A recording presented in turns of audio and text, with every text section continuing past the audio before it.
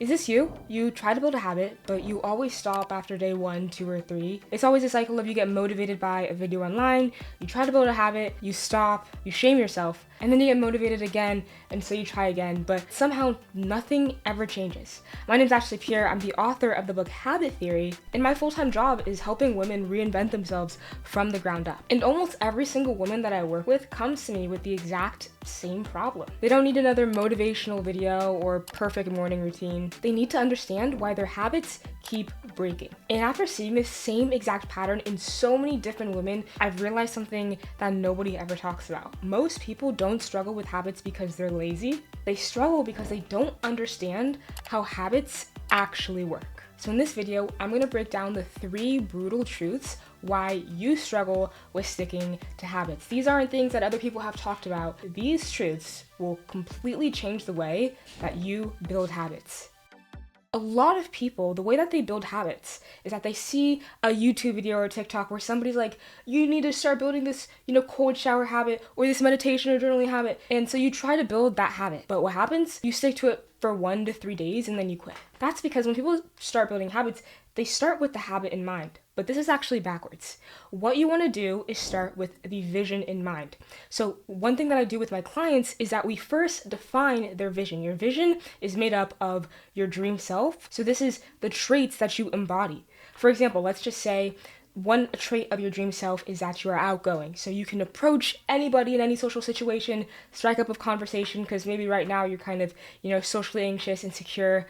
You wait for people to talk to you. So that's a trait of your dream self. Basically, we define a trait and then actually describe what that trait actually looks like so we can get crystal clear on your dream self. So that's the first part of your vision. The second part is your actual dream life. So what does your actual dream day-to-day look like? What time do you wake up? What job do you have? What do you do during the day? So again, our vision is made up of our dream self and our dream life. Now that we have our vision, then we turn that vision into these specific habits that we need to build. Because the truth is, your life is built in the actions that you do every single day. And your actions that you do every day are your habits. So your habits build your life. So instead of starting with this random habit somebody online said is really important, instead we actually start with our vision first and we break that down into the habits that we need to build. And this is going to be a whole bunch of different habits. We're going to call this our habit backlog. So we take our vision and we turn that into a habit backlog. Now you're building habits, not because somebody else said that they're important, but because they're tied to actually building your dream life, building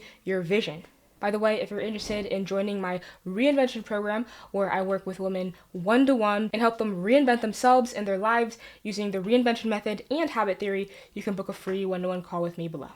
The second reason why building habits may be really hard for you is because you start habits out at the version that looks impressive versus starting them out at the version that your current life and your system capacity can actually understand. So system capacity is a term, an idea that I talk about in my book, Habit Theory. Basically, I'm not going to get too much into it, but basically a lot of people, when they don't do a habit, they beat themselves up because they think it's just that they're not trying hard enough.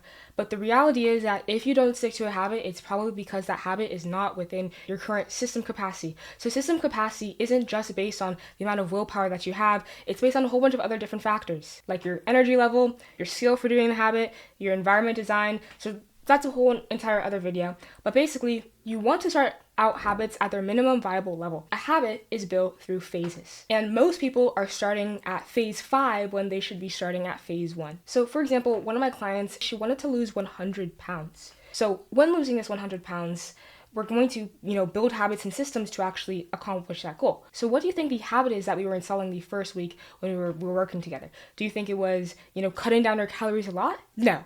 The first habit that we were actually installing is tracking her calories, and not even tracking every single food that she's eating, tracking one food per day. All she had to do was track how many calories was in her breakfast.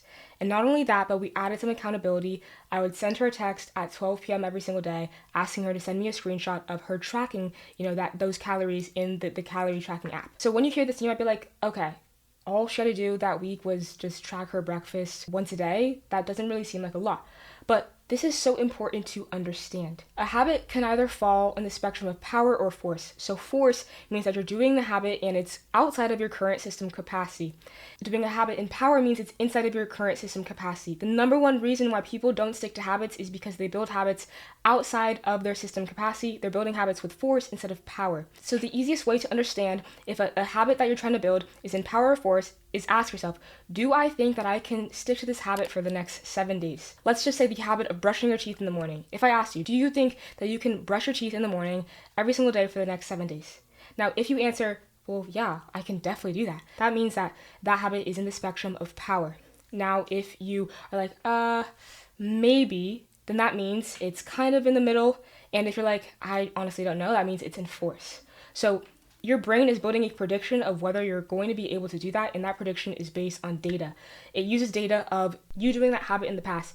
So for example, let's just say that you don't really brush your teeth that much, maybe out of the past 30 days, you only brush your teeth, 10 times out of the past 30 days. Then you're going to be more likely to say, I don't know, because your brain made a prediction. It looked at the past data, which is the proof, seeing that you're not very consistent with it, so it is less likely to believe that you're able to stick to that habit. Versus if, you brush your teeth 30 days out of the past 30 days, your brain uses that as proof, as data, to make the prediction, well, yeah, I can.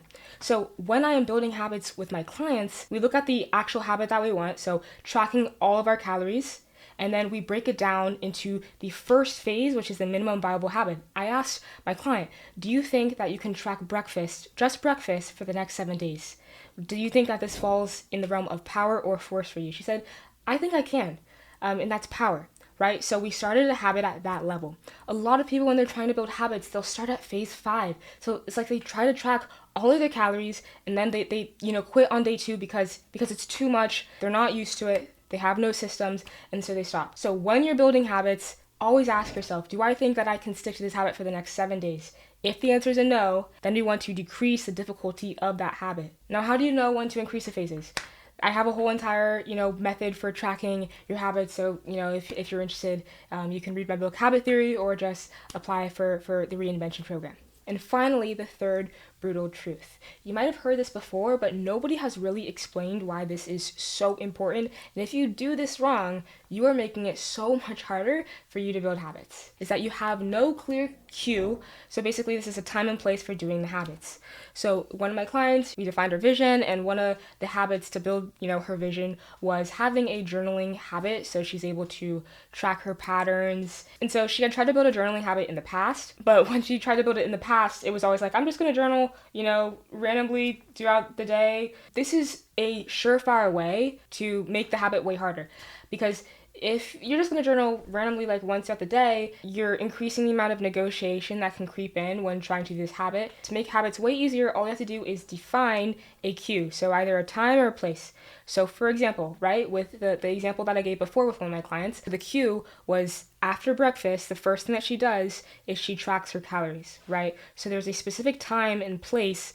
It doesn't even have to be 12 p.m., but it can be after you do an event that you do every single day, right? So with my client, for journaling, we defined after she brushes her teeth, she journals. This makes building a habit so much easier because now your body can get into this rhythm of doing the habit. Do you have things that you kind of unconsciously do throughout the day? I mean, for a lot of people, it's like when you wake up, it might be just going on your phone, or when you wake up, you use the restroom. Defining a cue for your habits makes it a lot easier to get in the rhythm of doing them unconsciously. Anyways, I hope you guys enjoyed this video, and if you're interested in joining the Reinvention program, you can book your free one-to-one call with me below. I'll just ask you some questions and see if you're a good fit. Anyways, thank you so much for watching, and I'll see you in the next video.